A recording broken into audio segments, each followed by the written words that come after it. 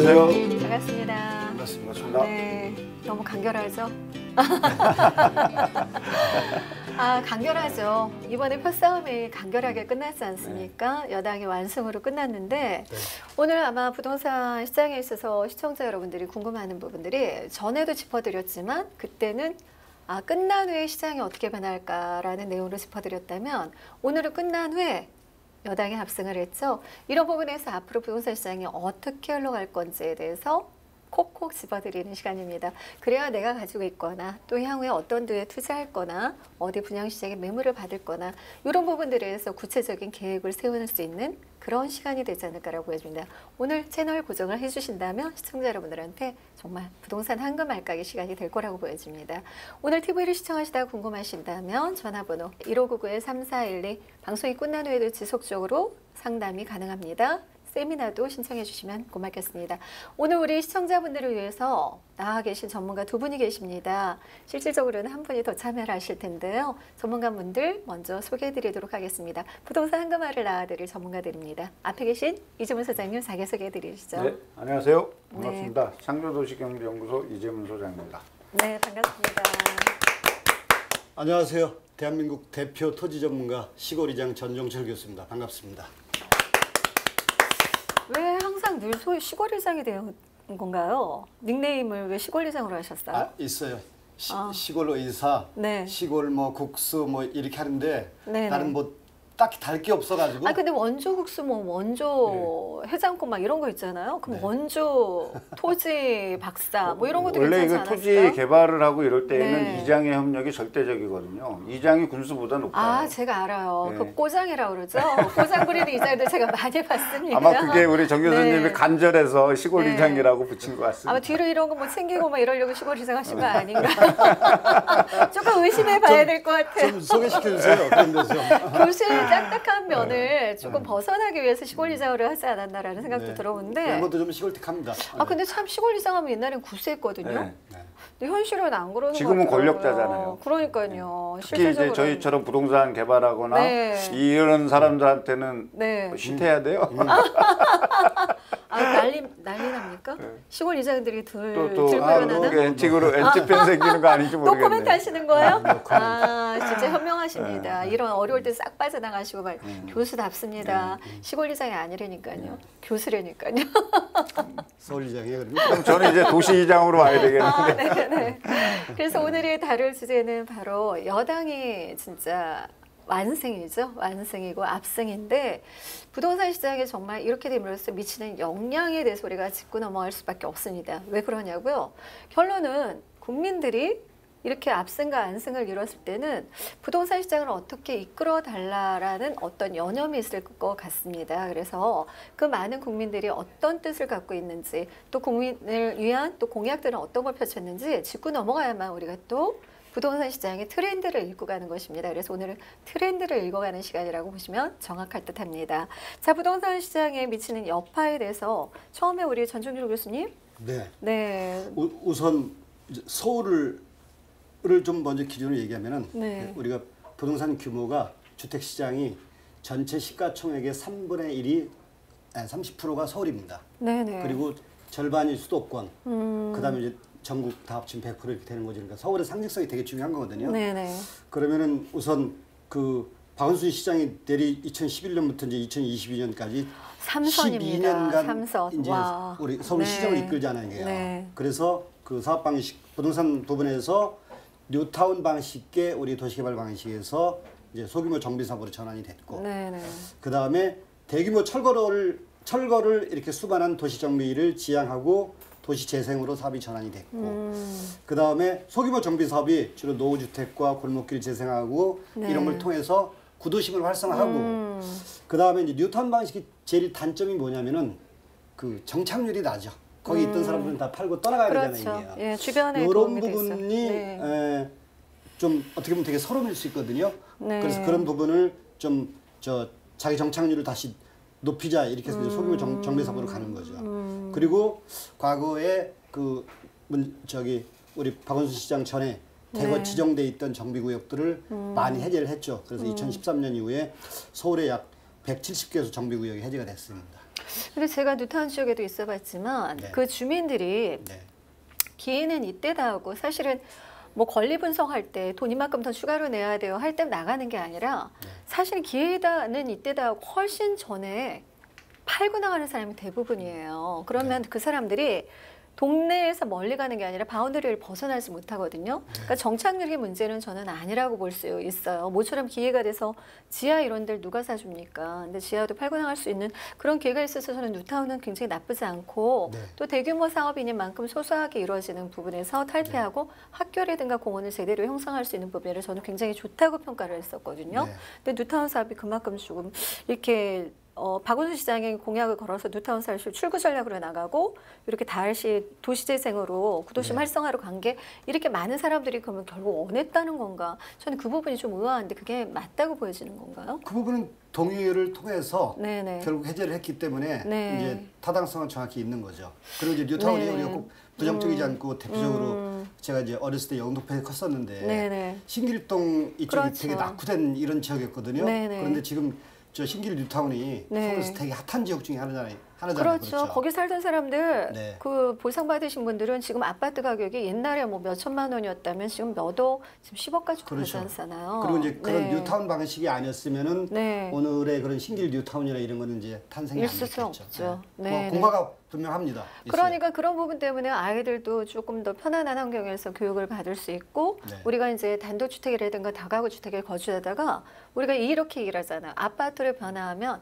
아이들의 수준도 높아진더라. 학교 수준도 높아지더라. 이제 이렇게 되는데 같은 사람이 거기서 살면서 변화되는 게 진짜 보이더라고요. 그런 것만 보면 나쁜 부분은 참 아니라고 보여지는데 그래도 많은 대다수의 사람들이 결론은 출구 전략을 통해서 뉴타운 해제를 발표를 하고 이런 부분이 있었잖아요. 그럼 앞으로는 결론은 기존에 아파트 사는 사람들의 금액이 이렇게 커져서 부풀려져서 5억이 됐다면 단독 다가구의 사람들은 노후화된 골목이나 이런 것들 때문에 사실은 뭐 대지 지분이 높다 하더라도 2억 5천 이 정도에밖에 평가를 못 받습니다. 그러면은 이 구도심 활성화의 정책의 결론은 이 지역의 가격을 오를 수 만한 요소가까지 될 수 있을까요?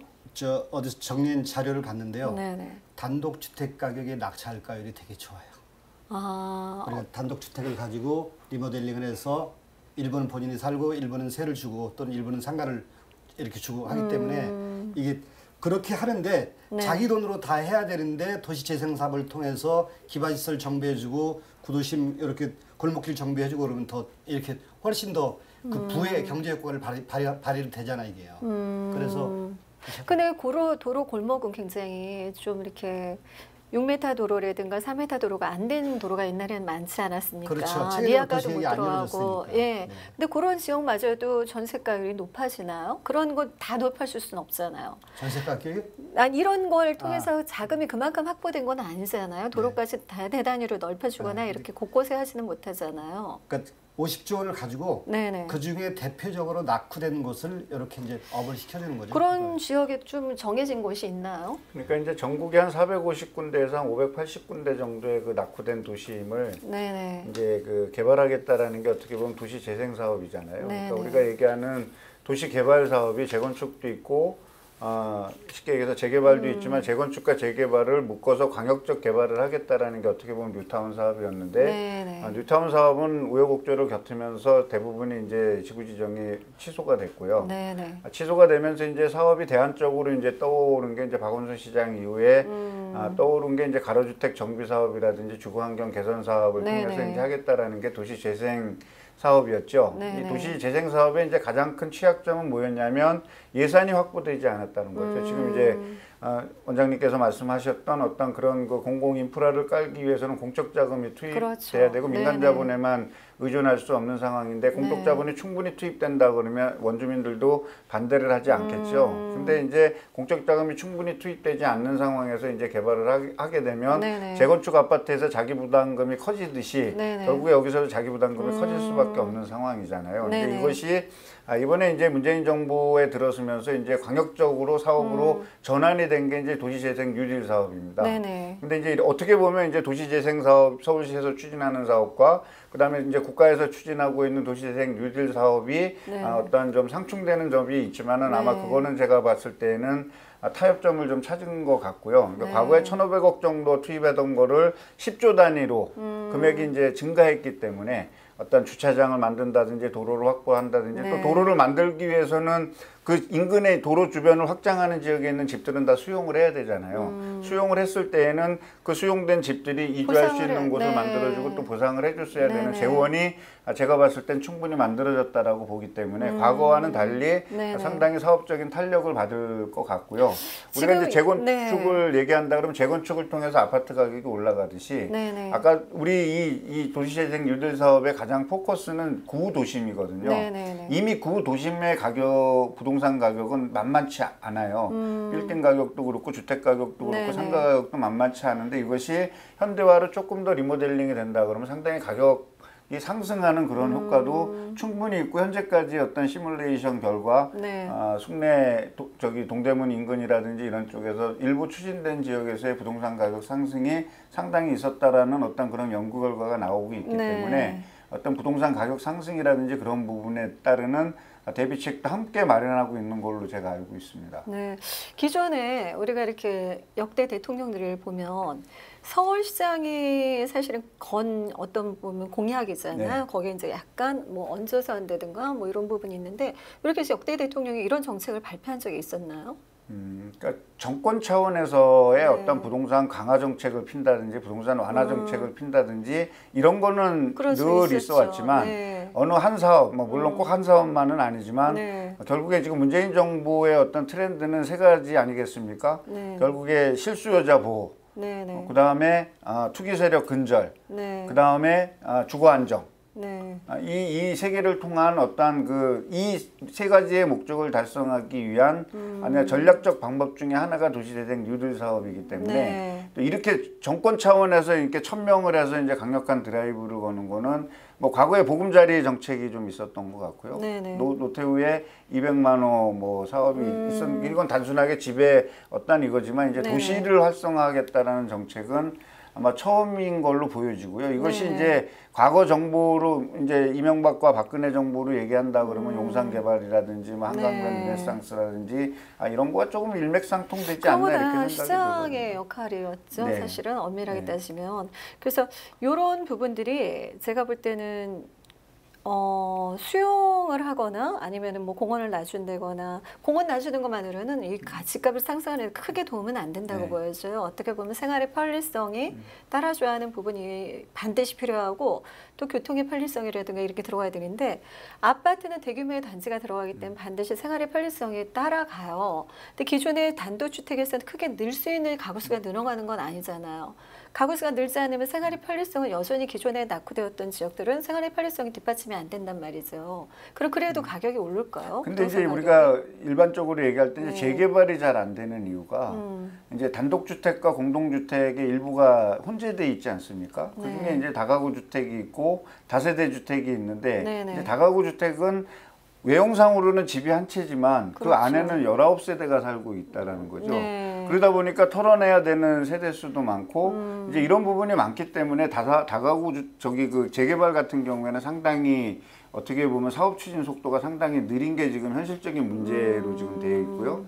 재건축 사업 같은 경우는 어쨌든 뭐 종상향을 해가지고 건물을 많이 높이느냐 이런 문제지 누군가가 사는 거는 정확하게 세대수가 분명하다라는 얘기죠. 그러니까 오히려 예를 들어서 재개발을 털어내고서 아파트를 짓게 되면 많은 원주민들이 떠나야 되는 어떤 그러니까 전세입자라든지 이런 분들이 떠나야 되는 문제가 나오기 때문에 늘 젠트리피케이션 문제가 나오지 않습니까? 근데 이제 재건축 같은 경우는 그대로 돼 있고 오히려 이제 약간 증가분이 일반 분양분으로 통해서 들어오고 또 법에 의해서 임대주택을 좀 깔아야 되는 그런 상황이 있으니까 세대수가 좀 증가하는 영향이 있기 때문에 재건축 속도는 약간 빠르지만 재개발은 이제 속도가 속도가 상당히 더디게 되는 어떤 그런 문제들이 있지만 실질적으로 만약에 그 사업이 추진이 돼서 본격화된다 그러면 두 개 사업지 똑같이 부동산 가격이 올라가는 거는 제가 봤을 땐 똑같다라고 보이죠. 이렇게 보여지는 것 같아요. 우리가 이제 정착률을 높이기 위해서 이게 필요하다고 하는데 사실은 연남동 같은 경우도 뭐 제 미국 얘기를 많이 들지 않습니까? 그러니까 그러면서 임대가가 상승을 했단 말이죠. 그럼 결론은 어차피 이거나 저거나 임차인들은 금액이 상승하면 옮길 수밖에 없는 효과가 나옵니다. 그럼 이거를 정부에서 의도한 게 어긋나는 행동이 아닐까요? 근데 이제 그거는 제가 봤을 땐 정부에서 잡을 수 없다라는 게 제가 이제 과거에 뭐 현재도 마찬가지지만 민간 봉사단체에서 이제 이렇게 그 고령자 주택 있지 않습니까? 세입자 주택들 보면 뭐 전기도 제대로 안 되고 장판도 안 되고 도배도 안 돼 있잖아요. 그런 거를 싹 저희가 그 봉사를 해갖고 이렇게 집수리를 해준 적이 있어요. 집수리를 해주니까 집이 번듯해졌죠. 보일러도 교체됐고 도배도 새로 됐고 그렇죠. 장판도 새로 깔렸고 그 다음부터 할아버지 할머니들이 오지 말라 그러세요. 왜냐하면 자기네들은 쫓겨난다 이거죠. 그 봉사단체에서 집을 그렇게 만들어줬음에도 불구하고 그거는 집이 좋아졌기 때문에 기존의 세입자를 내쫓고 오히려 오른 임대료로 사람들을 불러 모으니까 자기네들은 쫓겨나니까 허름한 게 지금 더 좋다라는 얘기죠. 그러니까 그런 말이에요. 부동산이 개발이 되면 가격이 올라가는 건 뭐 불을 보듯이 뻔한 거 아니겠습니까? 현재까지 그 틀에서 벗어난 지역은 하나도 없죠. 근데 이제 문제는 뭐냐면 부동산 가격이 그렇게 올라가서 이제 거기에 사람들이 있는데 그 상권들이 그러니까 상권이 됐든 뭐가 됐든 이제 위축이 되는 거죠. 이제 나감으로 인해서. 그러니까 이제 좀 어느 정도 이렇게 선이 있어야 되는 거 아닌가라는 어떤 이런 그런 거죠. 재건축을 하거나 재개발을 하면 뉴타운 때는 임차인들한테 보상 조치가 따라줬어요. 뭐 3인 가구면은 인원수에 맞춰서 금액을 더 높게 줘서 이사비라든가 보상비가 지어졌는데 여기 임차인들은 그렇게 할 때 보상비가 주어지지는 않는다는 거죠. 그럼 어떻게 따지면 임차인들이 똑같이 가격이 오르는 쫓겨날 상황인데 여기는 그래도 보상비라도 받았어요. 근데 재개발을 해서 도시재생 사업을 가는 데는 보상비까지도 못 받는다면 어떻게 보면 임차인 입장으로서는 기존의 큰 사업, 대규모 사업이 더 유리하지 않았을까 이런 생각도 저는 살짝 지금 들어보긴 하거든요. 물론 이제 지역에 따라서 일장일단이 있겠죠. 근데 이제 도시재생 사업이 이제 문재인 정부에서 추진하는 또 박원순 시장이 추진하고 있는 어떤 도시재생 사업의 어떤 기본적인 거는 일단 기본적인 골격을 유지하고 그래도 일부는 있겠지만 젠트리피케이션을 최소화시키면서 이렇게 이 구도심 낙후돼 있는 지역에 어떤 그 도심의 기능을 이제 좀 활성화시키자라는 게 이제 목적이고 거기에 이제 공적 자금을 투입해서 민간 자본으로 할 수 없는 주차장 이렇게 하고 또 뭐 그 지역 내에서 건물을 질 경우에는 종상향도 되고 또 7층 이상의 어떤 건물을 지을 수 있는 어떤 그런 여지들을 주고 있기 때문에 어떤 민관의 합작이 되는데 이제 이것이 되려고 그러면 거버넌스의 기능이 이제 상당히 그 강화가 돼야 될 것 같은데요. 현재까지는 거기까지의 어떤 그 역할은 좀 보이지 않는 상황이거든요. 그렇죠. 아주 구체적으로 가로정비계획구역도 뭐 우선 지역에 몇 군데 있었지만 그걸로 인해서 크게 뭐 어떤 영향을 받았다 이런 뉴스는 제가 4호 뉴스는 좀 본 것 같지 않습니다. 제가 조금 이면을 말씀드리면은 그 우리나라 문재인 정부의 부동산 정책에 그 제일 중요한 역할을 하는 분이 그 김수현 사회수석이거든요. 김수현 사회수석이 과거에 빈민운동을 하셨어요. 그래서 그분이 뉴타운 개발이나 이런 대규모 우리 토건식 이제 부동산 개발을 하는데 그걸 보고 제일 좀 안타깝게 생각했던 게 이렇게 이제 거주 조건이 안 좋은 그런 임차인들이 결국은 집을 잃고 떠나가는 거. 그렇죠. 이런 것 때문에 이제 이런 대규모 개발에서 지금 이제 정착률을 높이는 개발로 이제 방향이 바뀌었는데 그러니까 우리 말하면은 철학으로 얘기하면은 이제 정반합이 됐는데 실제로 부동산이라는 게 그렇게 1년만 가지고 되는 게 아니거든요. 뭐 다주택자는 다주택자로, 저 고가주택은 고가주택으로, 저가는 저가대로, 저 임차인은 임차인대로 이렇게 여러 가지 다면의 정책을 써야 되기 때문에 결국에는 믹싱이 돼야 돼. 다시 정반합으로. 그러니까 우리 뉴타운식 개발은 개발대로 가지고 이렇게 도시재건 재생도로 가지고 그래야 될 것 같아요. 그래서 이제 지금 6.13 지방선거 후에 부동산 시장 지금 여당의 압승으로 인해서 부동산 시장에 진짜 미치는 영향이 있을 거예요. 계속 이렇게 부동산 침체와 또 관망세로 갈지 향후에 이렇게 보다가 또 이제 약간 변화 요일이 따를지 이런 부분들에 대해서 재개발 쪽과 재건축에 대해서 약간 비교를 해주시면서 이재문 소장님 간략하게 얘기해 그러니까 주시죠. 이제 그 일단 1차적으로 이제 정책을 주도하는 분들의 어떤 변화가 있느냐가 이제 정책 변화의 어떤 시그널을 볼 수 있겠는데요. 아직까지는 지방 대선 이후에 이제 우리가 볼 수 있는 거는 탄력을 붙였다라고 이제 보는 거죠. 지금까지 어떤 부동산 정책이 옳았고 대다수의 국민이 지지했기 때문에. 그러면 대충 공약이 어떤 게 크게 있어요? 굵직한 것들이? 그러니까 서울시를 서울시 말고 이제 이번에 여당의 부분에 있어서. 뭐 이번 지방선거에서는 크게 부동산 이슈가 없었거든요. 없었기 때문에 이제 과거에 이제 추진해 왔던 정책들 하고 이제 정부에서 이제 크게 발표한 거는 이제 GTX를 이제 저기 그 운정지구까지 이제 연장하는 하나는 이제 거의 추진이 돼서 이제 시범 사업으로 들어가고 그다음에 이제 의정부 저기 그 BC 있지 않습니까? GTX 이제 그 부분에 대해서는 아직까지는 이제 사업성이 안 나오고 있는데 이제 그 부분에 대해서 이제 임기 내에 추진하겠다라는 게 이제 거시적인 측면에서 이제 본다라면 GTX 사업이 하나 있고요. 그다음에 이제 큰 틀에서 이제 도시재생 뉴딜 사업 이제 이것을 일자리 창출과 묶어서 어떤 젠트리피케이션까지 좀 방지하는 차원에서 해서 자영업자의 어떤 소득 기반을 만들겠다라는 게 이제 두 번째 정책 목표인 것 같고, 그다음에 이제 세 번째는 이제 투기 세력을 근절하겠다라는 건데 이제 이미 그것이 이제 투기 세력이 사실 좀 이렇게 현재까지는 상존하고 있지 근절됐다라고 보는 것 같지는 않아요, 정부에서. 만약에 이제 정부에서 본다라면 이미 지금 지방 같은 경우는 초토화되고 있지 않습니까? 그러니까 그냥 양극화가 아니라 초양극화 상황이 벌어지게 된다라면 미분양 급증하고 그러면 거기는 오히려 부양 정책을 써야 되잖아요. 부양 정책을 써야 되는데 이쪽에서 계속 누르고 있으면 안 된다라는 거죠. 그러니까 결국에 뭐냐, 앞으로의 부동산 정책의 큰 틀에서의 변화는 이제 차별화가 생기지 않겠나라고 생각을 하고, 미분양이 이제 집중적으로 나서 미분양 지역을 이제 부양하기 위해서는 거기에는 상당히 강력한 지원 정책이라든지 이제 그런 게 만들어질 거라고 미분양이 많아지면 보여집니다. 사실은 기존에 분양할 새로운 아파트들을 후분양제로 바꿀 수도 있는 게 있나요? 여지가 있죠. 왜냐하면 이제 미분양 제도는 이제 미분양 제도 자체는 이제 큰 문제는 없지만 준공업 미분양이 이제 많아지게 된다 그러면 건설회사도 흔들리게 되고, 그리고 건설회사가 흔들리게 되면 건설회사에 연관돼 있는 대출 구조라든지 이런 것들이 흔들리기 때문에 심각한 문제가 이제 올 수 있다라는 거죠. 과거에 이제 우리가 경제 위기 시에 한 16만 호 정도에서 한 12, 3만 호 정도 있을 때에는 IMF와 그다음에 이제 2007년 이후에 이제 서프라임 모기지 사태 때 이제 증가됐던 미분양 숫자인데 현재도 저희가 지금 한 6만 호 정도가 전국적으로 미분양이 있잖아요. 3만 호 정도 아니에요? 6만 호. 5만 8천인가 5만 9천 호 정도 되는데 중요한 건 뭐냐면 이 미분양을 지자체에다 신고를 하는데 건설회사의 임의적인 행위라는 거죠. 강행 규정이 아니고. 그러니까 항상 그 경기가 좋았다가 경기가 나빠질 때에는 숨겨진 미분양이 나올 수 있다라는 겁니다.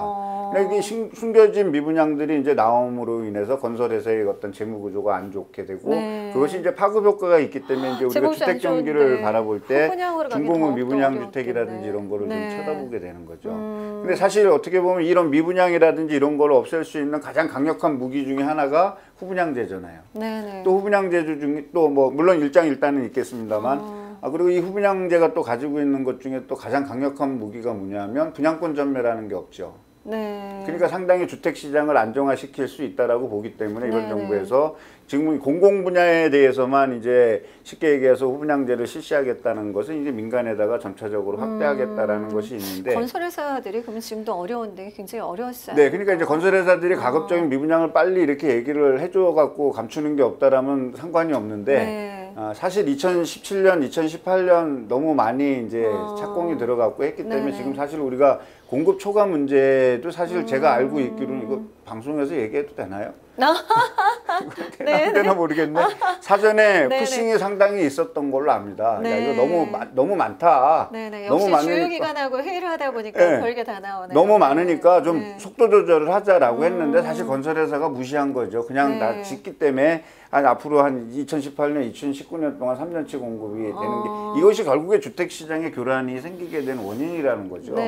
그것도 적절하게 제어를 하지 못했고요. 그러니까요. 그러니까 이제 그런 부분들이 이제 불거지게 되면 앞으로 앞으로 이제 우리가 주거 시장을 바라볼 때 그런 부분에 대해서는 이제 상당히 이제 정부에서 정책을 다양화할 수밖에 없는 이런 상황이 있는데 그런 것들이 이제 정부 채널이라든지 이제 이런 인맥들의 어떤 변화나 흐름의 조짐을 본다라면 우리가 조금씩 사전에 좀 인지할 수 있지 않을까 생각을 합니다. 때는 뭐 지금으로서는 어떤 뾰족한 수가 나올지 저도 이렇게 초기 좋은 강남 아줌마로서 뭐 예견을 하고 예감을 하는 그런 부분이 기존에는 있어서 틈새 시장에 들어가서도 돈을 벌었는데 지금은 그만큼 제가 또 많이 뭐 연구를 하지도 않지만 사실 좀 깝깝하다는 생각이 들어서 2, 3년은 주거 지내는 게 더 낫지 않을까라는 생각도 하는데 시청자 여러분은 또 돈이 딸리고 이러시다면 주거 지낼 수만은 없잖아요. 어떤 돌파구라도 찾아야 되겠죠. 이런 부분들에서 오늘 방송에서 하지 못한 거 세미나로 이어지도록 하겠습니다. 이번 세미나가 7월 13일에 있다고요, 정 교수님? 네. 토지 투자 이것만은 꼭 알고 하자. 이런 주제를 가지고 여러분들을 만나보도록 하겠습니다. 근데 토지 투자만이 아니라 사실은 지금 집 갖고 계신 분들 미분양이라든가 또 입주 물량이 많아지면 그런 부분들도 좀 많이 갑갑해 하실 텐데 시행도 하시잖아요. 네. 정 교수님 그러면 그렇게 토지뿐만이 아니라 다른 부분들도 짚어줄 수 있나요? 토지만 궁금한 사람들만 오라고 하면 좀 그럴 것 같은데요. 아무래도 이제 부동산 시장 전반적으로 어떤가는 또 우리 오신 분들하고 기본적인 교감을 서로 해봐야 되겠죠. 네네네. 그래서 우리 정 교수님도 지명도가 있어서 사전 예약제를 해야 될 것 같습니다. 네, 그렇죠. 전화번호 한번 공지를 제가 해드릴까요? 네. 정 교수님과 오늘 다 하지 못한 얘기 분명히 있으실 겁니다. 이런 부분들 우리 시청자분들 전화번호 열려 있습니다. 1599-3412고요. 7월 13일 2시부터 세미나가 있다고 합니다. 토지, 돈 되는 토지라든가 6.13 지방선거 후에 어떻게 부동산 시장이 흘러갈까라는 걸 전망을 해준다고 합니다. 우리 시청자분들이 궁금한 거는 이럴 것 같아요. 내가 가지고 있는 물건이 어떻게 될지, 그 분양 받았는데 이거 전세가 낮게 들어가면 어떻게 해요? 뭐 이런 구체적인 것들이 되게 궁금하실 것 같아요. 방송에서 하지 못한 거 열려 있으니까 전화 항상 주저하지 마시고 전화 주시기 바랍니다. 많은 참여 부탁드리겠습니다. 오늘 이렇게 해서 우리가 달려왔는데 안 세무사님이 또 대기하고 계십니다. 안순환 세무사님이 6.13 지방선거에 이런 변화되는 또 보유세도 변화되지 않습니까? 이런 부분들까지 꼼꼼하게 짚어드린다고 하는데 안순환 세무사님 나와주시기 바랍니다. 안순환 세무사님 준비되셨나요? 네, 안녕하세요. 세무법인 다솔 대표 세무사 안순환입니다. 정부는 지난 6월 22일 날 재정개혁특별위원회를 통해서 종합소득세, 종합부동산세 개편 방안을 발표를 했었는데요. 그때 당시 이제 발표된 안이 아마 지금 4가지 안이 발표됐고, 이해관계인들한테, 그 다음에 국민들한테 지금 여론 수렴하는 과정을 지금 거치고 있을 것 같고요.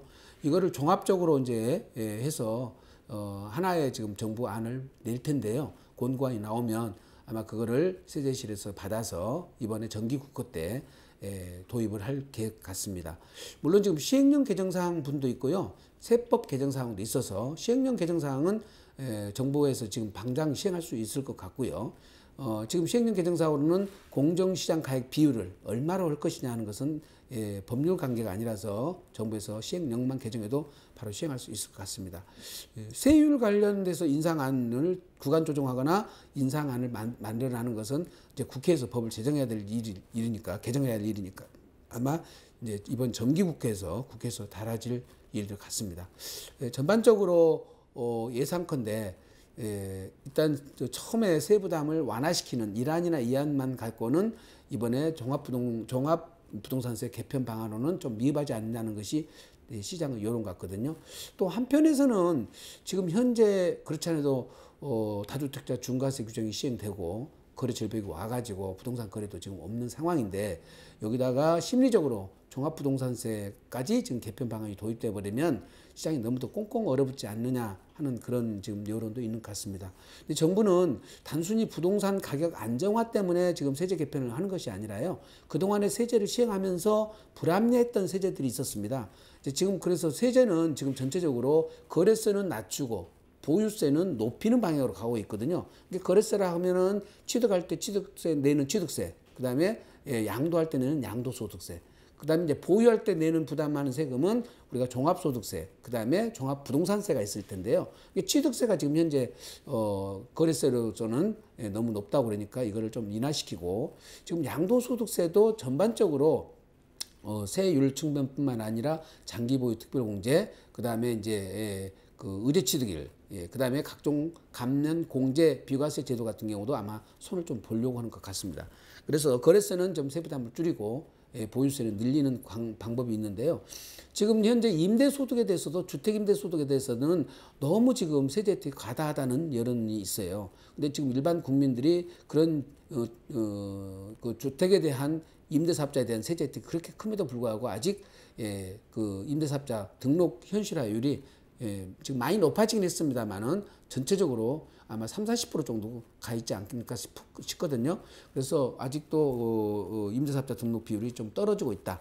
그래서 서민들에 대한 주거안정 임대사업이 정부에서는 지금 지향하고 있을 텐데요.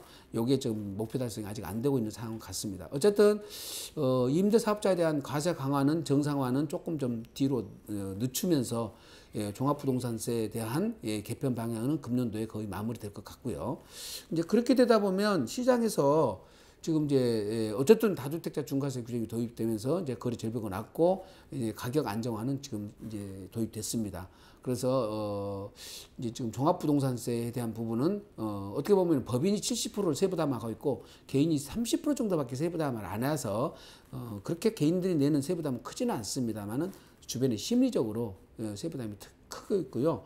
그다음에 임대사업자 등록을 해서 종합부동산세를 합산배제 받을 수 있는 규모와 가액 있지 않습니까? 가액 기준인데 통상적으로 개별주택 고시가액 공시가격이 6억 원 이하, 수도권은 6억 원 이하죠. 그다음에 지방은 3억 원 이하입니다만은 요 금액 이하는 종합부동산세가 합산 배제되니까 세제 혜택을 받기 때문에 세부담이 없을 것 같습니다만은 그 고시가격이 넘는 것, 지금 강남이라든지 서울에서는 웬만하면 다 6억 원 넘어가 버리잖아요. 그러니까 임대사업자 등록을 하더라도 이런 혜택을 받지 못한 분들은 굉장히 혜택이 세부담이 커질 것 같거든요. 특히 3주택자에 대한 중과세 규정까지 종합부동산세에서 도입된다면 다주택자는 정말 크게 지금 부담이 될 것 같습니다. 그래서 정부에서는 일방적으로 이렇게 지금 그 보유세를 강화를 해가지고 보유를 억제하는 것까지는 참 좋습니다만은 수요를 축소시키는 건 좋은데, 지금 현재 보유하고 있는 분들에 대한 퇴로가 없어버리면 딜레마에 빠지잖아요. 이제 그래서 이거를 다주택자에 대한 보유세 중과세 규정과 함께 퇴로를 열어주는 그런 좀 입법도 좀 보완이 됐으면 좋겠습니다. 그런 방식으로는 지금 구체적인 방식은 임대사업자를 현재 6억 원으로만 가액 기준을 묶어놨는데, 지금 조세특례제한법상 준공급 임대사업자들 혜택이 있는데요. 그 경우는 국민주택 규모 이하까지를 확대시켜줬거든요. 국민주택 규모 이하인데 가액은 적용을 안 하니까 이제 사실은 서울이나 강남 지역에 있는 국민주택 규모 이하, 이제 시가 대비 한 15억 정도 된대요. 그러면 공시가격으로 9억에서 10억 정도 될 겁니다만은 여기까지 좀 감면 혜택을, 비과세 혜택을 좀 확대해 주는 것이 필요하지 않느냐, 이런 생각이 좀 듭니다. 이건 물론 한시적으로 할 수도 있고요. 항구적으로 할 수도 있는데, 그거는 이제 어떤 퇴로가 적절한지를 시장에서 좀 수요를 확인하셔가지고 이런 퇴로도 필요하지 않을까 생각되거든요.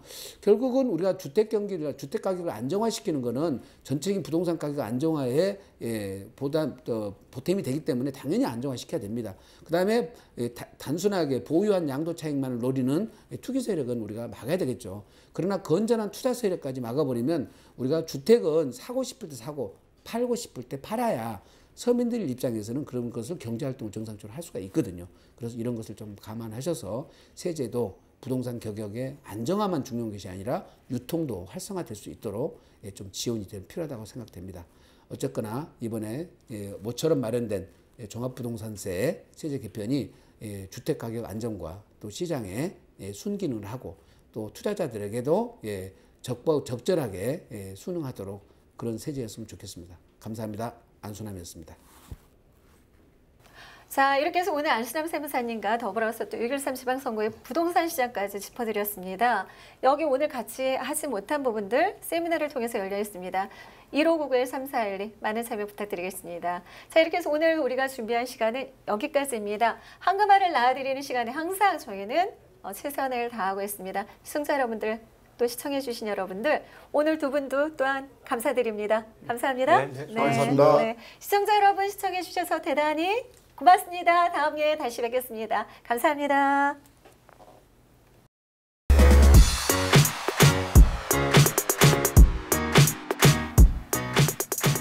시청자 여러분 안녕하십니까. 부동산 이슈 강의 시작하겠습니다. 오늘 강의 내용과 관련해서 그리고 제가 소개해드릴 현장 투자 방법과 관련해서 궁금하신 부분들 지금 하단 자막에 나가고 있는 전화로 문의 주시면 더 상세하게 안내해 드리도록 하겠습니다. 강의 시작하겠습니다. 자, 오늘 강의는요. 강남 3구 서울에 나아가서 대한민국의 부동산 시세를 견인하고 있는 곳이죠. 그 중에서도 서초구에 대해서 더 상세한 설명을 드리도록 하겠습니다. 이 사진에 보시는 것처럼 법조타운과 그리고 삼성그룹을 비롯한 대기업들 또 예술의 전당을 비롯한 문화시설들로 특징 지어지는 곳이 바로 서초구죠. 서초구의 부동산을 이해하기 위해서 가장 중요한 부분들 하나하나 설명을 드리겠습니다. 우선 가장 중요한 곳이 이 아파트 시세가 될 것입니다. 요즘 뭐 경쟁적으로 강남의 최고가 아파트가 어디에 있는가에 대한 이야기가 많이 나오고 있습니다. 바로 이곳이죠. 뭐 간접 광고가 될 수 있어서 아파트명을 이야기하지는 않겠습니다만 우리 모두가 알고 있습니다. 신반포 한신 1차를 재건축한 바로 이 아파트가 될 텐데요. 이 아파트가 최고가를 기록하는 데는 뭐 여러 가지 이유가 있을 것입니다. 강남의 학군 그리고 뛰어난 교통 인프라, 뭐 기업 시설 등등 많이 있겠지만 가장 중요한 것은 역시나 이 한강 조망권이 될 것입니다. 이 조망권이 그렇게나 높은 프리미엄을 만들어 나가고 있는 것인데요. 그 결과로 24평형이 19억 2,500만 원, 거의 뭐 20억에 가깝죠. 그리고 33평형은 27억에 가까운 가격으로 거래가 되고 있고 또 계속해서 높아져 가는 상황입니다. 거의 타 지역의 꼬마 빌딩 한 채의 가격과 맞먹는 가격이 되는 것이죠. 이 아파트가 2014년도 분양 초기의 가격은 5천만 원이었습니다만 뭐 불과 한 4년 정도 지나는 그 시점에 굉장히 급상승을 했죠. 평당 가격을 환산을 해보면 거의 8천만 원 정도, 뭐 개별 물건에 따라서는 거의 2배 정도 상승을 하기도 했습니다. 여기에서 더 나아가서 이제 평당 1억을 언제 돌파할 것이냐가 관건이 되고 있는 상황인 것이죠. 개발 초기의 모습을 한번 볼까요? 이 아파트가 들어서 있는 반포지구, 이 강남이 초기에 개발될 때의 모습이 되겠습니다. 1970년대가 되겠죠. 이때만 해도 바로 이 모래사장에 지금과 같은 고층의 그 아파트가 들어설 것이라고 강남 최고가의 아파트가 될 것이라고 예상하는 분들은 아무도 없었을 것입니다. 과거에 바로 이 반포지구 개발 초기에 이 지역에 땅 한 평이라도 갖고 있었으면 지금의 내 살림살이는 굉장히 달라졌겠죠. 하지만 지금도 늦지 않았습니다. 이 서초구에 투자하실 수 있는 포인트가 많이 남아있기 때문에 그 기회를 잘 포착하시면 되겠습니다. 자, 이번에는 상업지를 중심으로 한 개발 계획들을 살펴보겠습니다. 가장 중요한 상업지 개발의 포인트는 바로 보고 계시는 서초역과 교대역 그리고 강남역으로 이어지는 서초대로를 중심으로 한 상업지 개발이 될 텐데요. 명칭은 서초대로 지구단위 계획이 되겠습니다. 서초구 차원에서 이 지구단위 계획에 대한 용역을 마치고 바로 지난달 주민 공람을 시작하고 있는 상태인데요. 그 안에서도 가장 중요한 개발 계획은 여러분들에게도 친숙한 그 명칭이 될 것입니다. 롯데칠성부지 개발이라고 이제 많이 들어보셨을 텐데요. 가장 중요한 개발 계획이 되는 것이고, 그 개발이 된 이후의 모습을 한번 보시면 바로 지금 보시는 것처럼 47층, 22층, 7층으로 나누어진 업무시설과 상업시설 그리고 호텔시설이 결합된 복합시설이 만들어집니다. 이 랜드마크 시설을 중심으로 해서 주변의 상업지를 계속해서 개발을 해나가게 되는 것인데요. 어디선가 좀 들어보셨을 그런 개발의 모습이 될 것입니다. 바로 삼성동에서 진행되고 있는 한전부지 개발과 비슷한 모습이 되는 것이죠. 강남역의 서쪽, 이 서초대로에서는 롯데칠성부지 개발을 중심으로 한 이러한 계획이 잡혀 있다는 점 포인트를 잡아드리고요. 이번에는 양재역으로 한번 내려와 보겠습니다. 조금 전에는 서초대로를 중심으로 말씀을 드렸고요. 이 서초대로에서 강남역을 거쳐 강남대로에서 하단으로 내려오시면 바로 이제 양재역이 나오게 되죠. 양재역 또한 양재역을 중심으로 한 지구단위 계획이 잡혀 있습니다. 상업지를 계속해서 확장시켜 나가고 또 용적률을 상향시키는 계획이 잡혀 있는데요. 양재역 남단에는 아시는 것처럼 양재 IC를 중심으로 한 양재우면 R&D 특구 개발 계획이 잡혀 있는 상태고요. 그리고 현재 양재역 3호선과 신분당선의 환승을 이루고 있는 더블 역세권에 더해지는 것이 바로 이 삼성역과 직선으로 연결되는 수도권 광역 급행철도 계획이 잡혀 있습니다. 더욱더 중요한 역세권으로 거듭난다는 것이죠. 이곳을 개발해야만 되는 필요 충분한 이유가 잡혀 있는 것입니다. 이렇게 이 아파트 시장, 그리고 상업지 개발, 역세권 개발을 중심으로 해서 서초구의 가장 중요한 개발 계획들을 짚어드렸는데요. 조금 더 현장감 있는 말씀을 전해드리자면 저희 회사가 위치해 있는 곳이 바로 서초동 교대역 인근입니다. 점심시간에 식사를 하다 보면은 지난달에는 어느 빌딩이 뭐 얼마에 거래가 됐다더라, 이번 달에는 또 어느 빌딩이 얼마에 거래가 됐다더라 하는 이야기를 굉장히 많이 접하게 됩니다. 개발 초기에 이 빌딩 거래가 활발해지는 모습, 토지 거래가 활발해지는 것이죠. 개발 초기 이 시세 상승을 앞두고 있을 때의 전형적인 모습이 되겠습니다.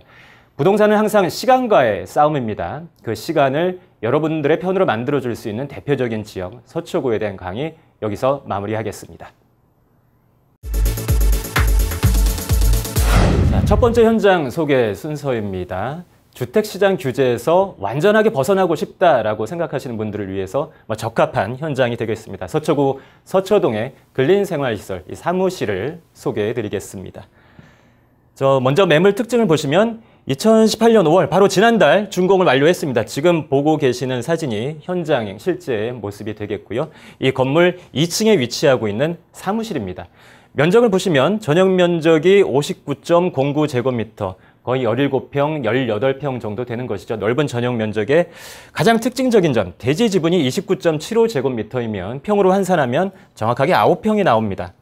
이 9평의 넓은 대지 지분, 제 방송을 꾸준히 지켜보신 분들은 이미 알고 계시겠지만 제가 소개해드리는 상가라든지 사무실과 같은 이 상업시설은 항상 넓은 대지 지분을 확보하고 있는 현장에 대해서만 소개를 해드리고 있습니다. 가장 중요한 투자의 포인트가 될 수 있는 것이고요.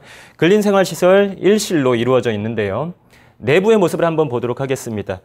이 17평, 18평 수치로 환산이 되는 면적보다도 실제 내부에 들어가서 보시면 이 화이트 톤으로 마감이 돼서 굉장히 실제보다 넓게 보이는 모습을 확인하실 수가 있겠고, 상업시설입니다만 조망권도 중요하겠죠. 대로변 조망권을 확보하고 있습니다. 그리고 가장 중요한 옵션, 이 천정형 시스템 에어컨이 들어가 있고요. 또 각 사무실별로 별도로 사용하실 수 있는 개별 화장실이 외부로 나와 있어서 이 세입자들의 그 만족도를 높일 수 있는 포인트가 되겠습니다. 입지를 한번 살펴보겠습니다. 아까 이슈 강의 시간에서 설명해 드린 것처럼 서초역과 교대역 그리고 강남역으로 이어지는 이 서초대로 지구 단위 계획에 직접적인 영향을 받을 수 있는 그 위치가 되겠고요. 교대역에서는 1분밖에 걸리지 않습니다. 많이 천천히 걸어도 1분밖에 걸리지 않는 바로 그 위치에 있기 때문에 더 높은 임대가를 받으실 수가 있는 것이겠죠. 자, 다음 항목으로 넘어가 보겠습니다. 여러 가지 개발 계획이 잡혀있지만 그중에서 가장 중요한 것이 서초대로 지구 단위 계획이다라고 말씀을 드렸고요.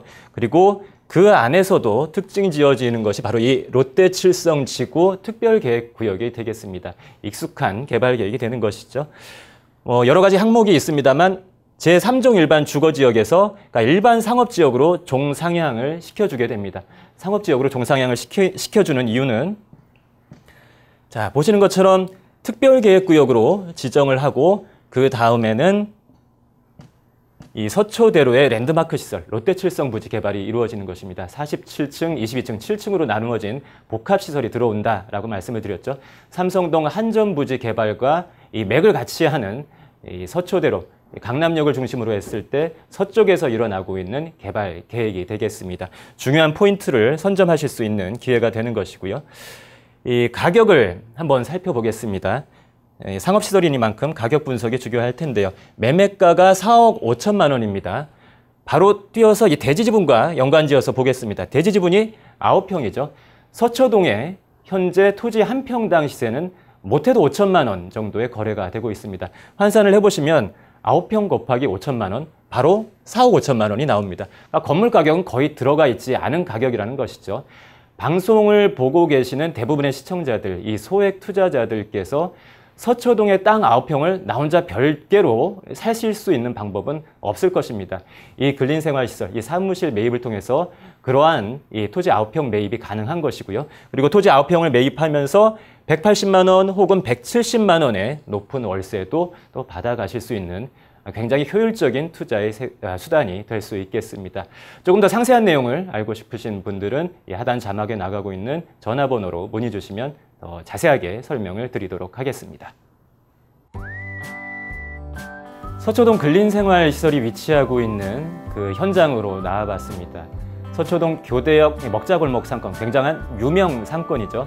바로 이 사거리에 보이시는 것처럼 법무사, 변호사, 세무사 사무실들, 중소형 사무실들과 함께 음식점, 술집들, 각종 상업시설이 발 디딜 틈 없이 늘어서 있는 곳이 바로 이 현장이 되겠습니다. 그만큼 공실 염려가 없다라는 뜻이 되겠죠. 이번엔 건물로 바로 직접 가보겠습니다. 이 건물 외관에서 우선 아실 수가 있는 것이 넓은 주차장을 확보하고 있고 또 탄탄한 전면 대리석으로 마감이 되어 있습니다. 새 건물이니만큼 이 임차인들이 좋아할 수밖에 없을 것입니다. 내부로 한번 들어가 보겠습니다.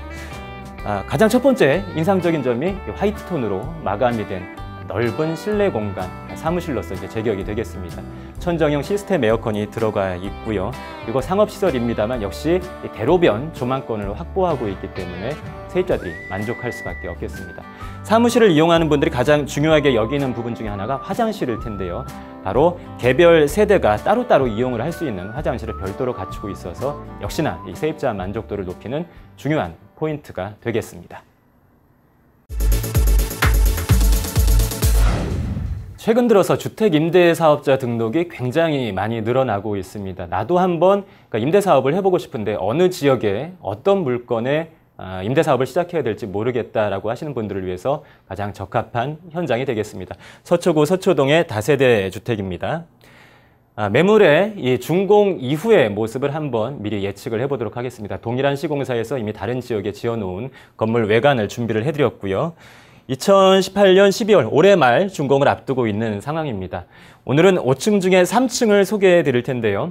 방송 꾸준히 지켜보신 분들은 지난주에는 4층이 소개됐었는데 라는 말씀을 하고 계실 겁니다. 맞습니다. 그러니까 강남의 투자자들 생각보다 빨리 움직이고 있습니다. 분양이 활발하게 진행이 되고 있다는 것이죠. 다음 주에는 몇 층을 소개해 드릴지 모르겠습니다. 자, 면적이 39.80제곱미터, 12.06평이죠. 강남 투룸으로서는 굉장히 넓은 면적입니다. 대지가 5.86평, 역시나 가장 마음에 드는 부분입니다. 거의 6평에 가까운 대지 지분을 확보하고 있고 방 2개와 거실, 욕실, 그리고 발코니까지 갖추고 있는 상태입니다. 내부 모습 한번 미리 살펴보도록 하겠습니다. 역시나 동일한 시공사에서 이미 지어놓은 다른 건물의 샘플 사진이 될 텐데요.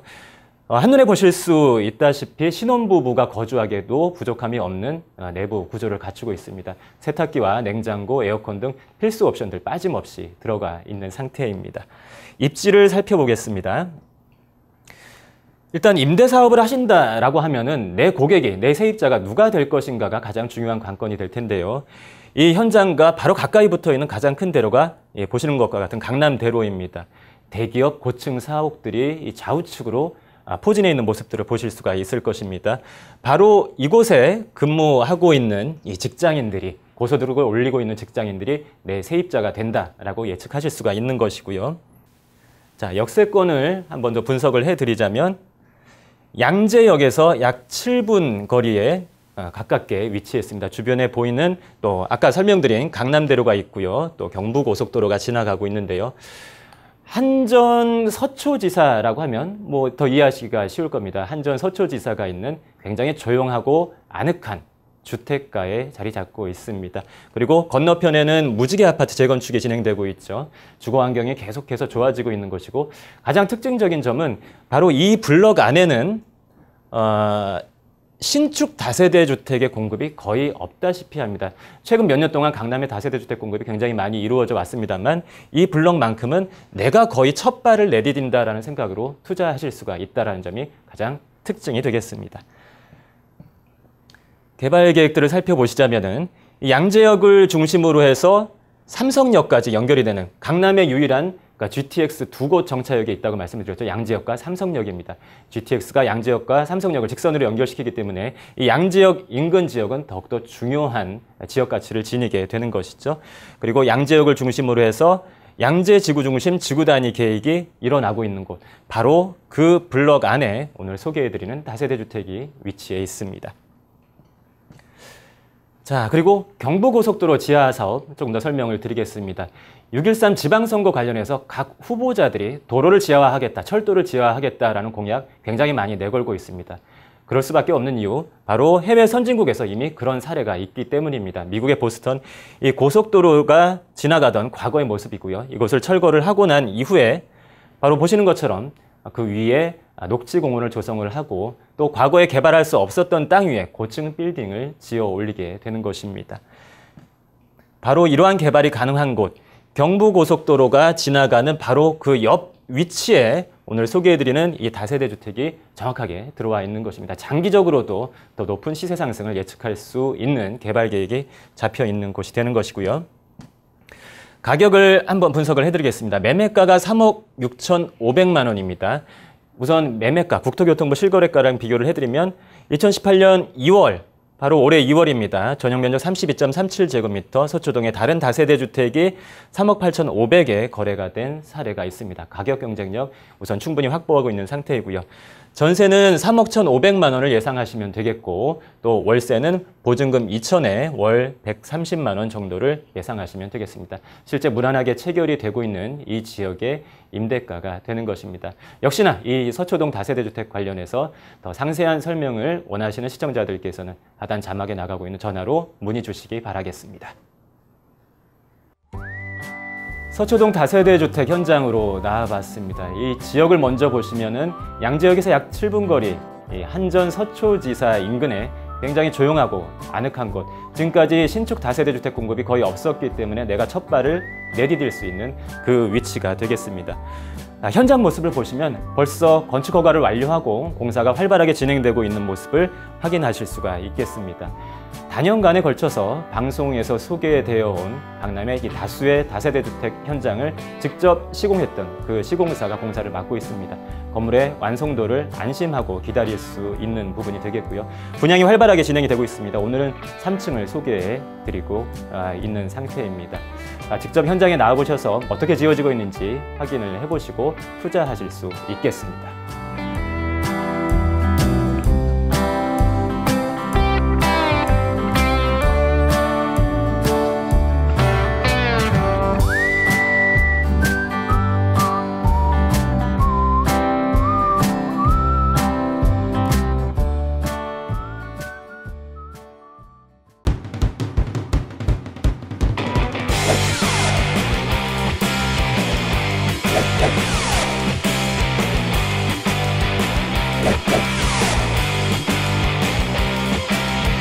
Yeah.